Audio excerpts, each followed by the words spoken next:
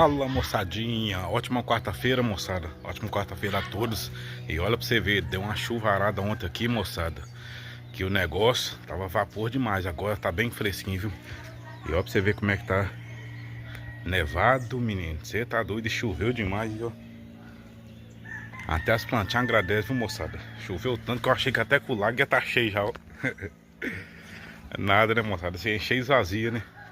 Mas isso aí, choveu demais. Chuvinha abençoada ontem, tá? Ontem à noite foi pancadão. Você tá doido, molhou demais. Foi top demais isso aí. Como é que tá o tempo? Como é que tá o clima na sua cidade aí?